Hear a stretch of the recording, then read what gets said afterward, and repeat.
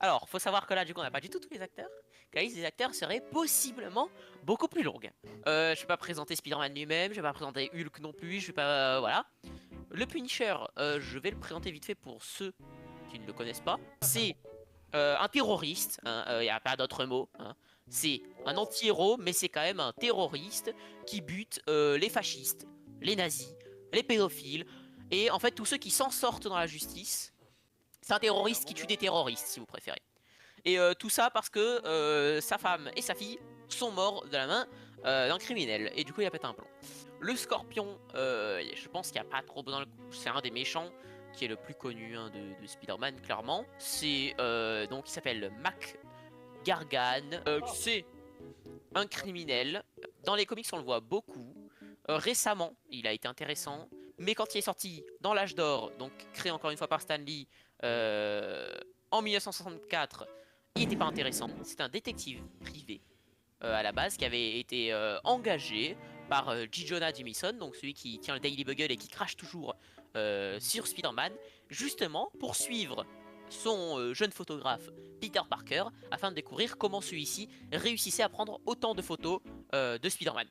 Un autre personnage qui n'est pas du tout intéressant, c'est Tarantule. C'est un personnage qui est mort. Donc c'était un révolutionnaire, terroriste, révolutionnaire qui s'opposait à la dictature fasciste qui sévissait en Delvadia. Donc c'est un pays, un petit pays fictif d'Amérique du Sud. Ensuite, Boomerang, un peu plus intéressant, non pas au niveau de l'histoire, hein, mais on peut dire qu'attention, hop, un des rares méchants de Spider-Man qui n'est pas né aux États-Unis, puisque lui il est attention, attention, australien, masterclass.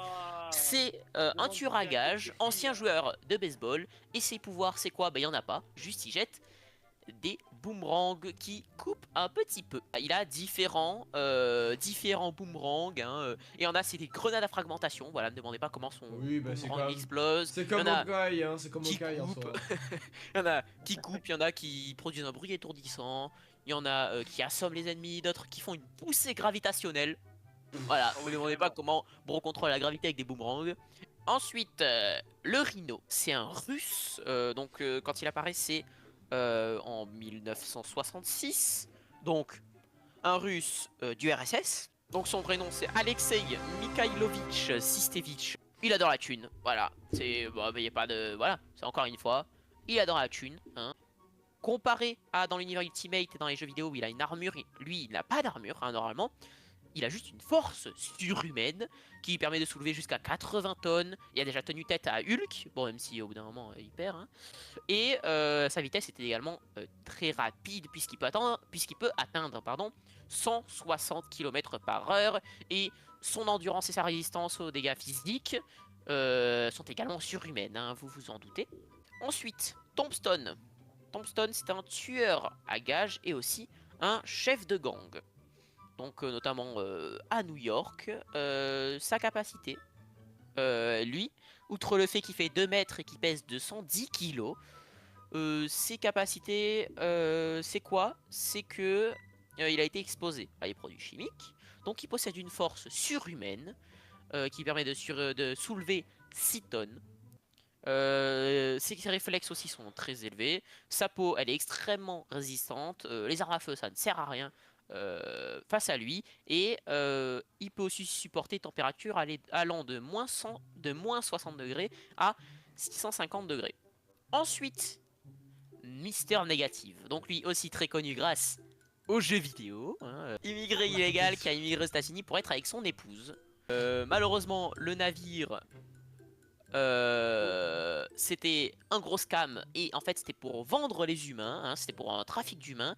Mais au final il arrive J'ai aux l'impression que c'est le même États-Unis. mec. Donc Materially il vit un petit peu une double vie. Hein. Il est riche, il fait genre moi ultra sympa, moi aider les pauvres et puis au final lui être un gros enculé. Au niveau des pouvoirs donc il a un couteau spécial qui lui permet de se transformer en mystère négative.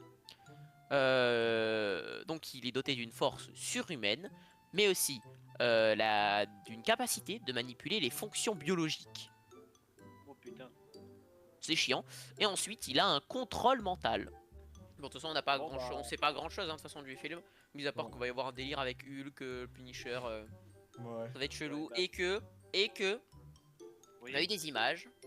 les images euh, montraient du coup un niveau beaucoup plus strict level, hein, Ouais, ça beaucoup oui. moins en rapport avec le multivers. Mais De c'est toute très façon, le bien mec il a dit que parce dans que son oui, film il voulait se concentrer que Spider-Man ce soit l'araignée du quartier. bah c'est ça, oui, bah parce que de base c'est ça, hein, Spider-Man, encore une fois. Donc Ouais. c'est très bien, on revient à la base et en même temps c'est normal, on l'a un petit peu reboot le Spider-Man là.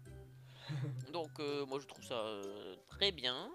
Et aussi peut-être qu'on va avoir un développement au niveau de Hulk qui actuellement est un des pires personnages des films.